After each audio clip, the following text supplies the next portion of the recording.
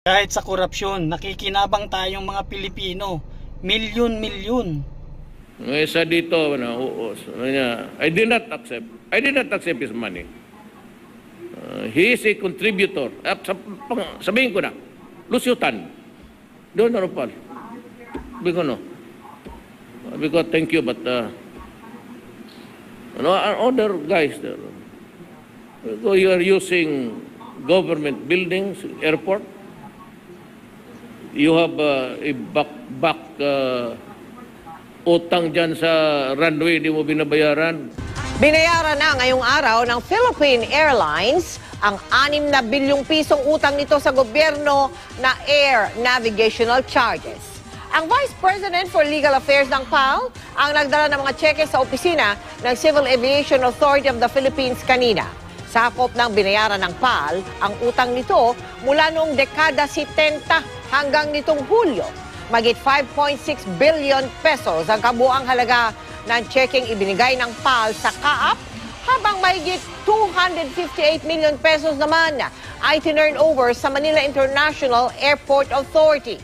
Ay sa Malacanang, ipinakikita raw ng pagresolba ng matagal ng isyong ito ang commitment ng gobyerno na aksyonan ng mga bagay na magdudulot ng benepisyo para sa bayan.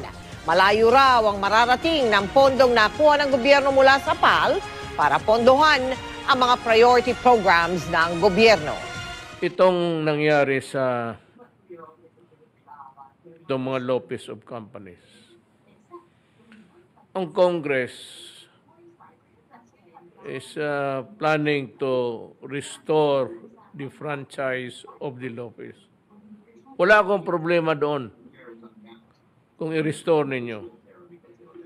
But if you say that if they can operate, kung may ano na sila, no, I will not allow them. I will not allow the NTC to grant them the permit to operate. Kung ibigay ninyo yung franchise because it is within your power to do it, go ahead. Alam mo bakit?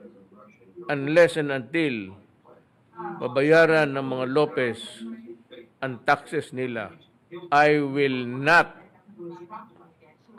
ignore your franchise and I will not give them the license to operate. Umatras sa paniningil ng bilyon-bilyong pisong danyo sa gobyerno ang Manila Water at Maynilad. Pero ayaw pa rin paawat ng palasyo at posible rin daw panagutin sina dating Pangulong Fidel Ramos at Gloria Arroyo.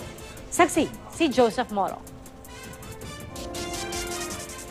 Let us stop this business of milking the people. Ipapile ko to.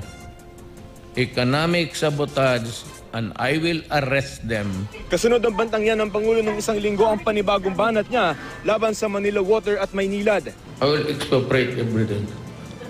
Kunin ko lahat. Magdemanda ka na magdemanda. Total. 2 taon lang naman, tapos wala na. Ang ikinagagalit ng Pangulong umano'y maanumalyang probisyon ng concession agreement na nilagdaan noong 1997, panahon ng Ramos administration, at pinalawig noong 2009, termino ni Noong Pangulong Arroyo. Isa ang pagpapalawig ng kontrata ng Maynilad at Manila Water hanggang 2037 sa mga nasilip na probisyon ng DOJ na pabigat sa gobyerno at sa publiko. 2022 pa kasi dapat ang expiration ng mga kontrata. Tinalakay yan sa pagdinig ng House Committee on Good Government and Public Accountability kanina. Sa pagdinig din, sinabi ng dalawang concessionaires na hindi na nila hahabulin sa gobyerno ang hinihinging danyos. Mahigit 7 bilyong piso para sa Manila Water at mahigit 3 bilyong piso sa Maynilad, base sa utos ng Permanent Court of Arbitration sa Singapore. Kaugnay yan ang hindi na ipatupad na singil sa tubig sa mga nakalipas sa taon. Hindi nyo na po ba sisingilin yung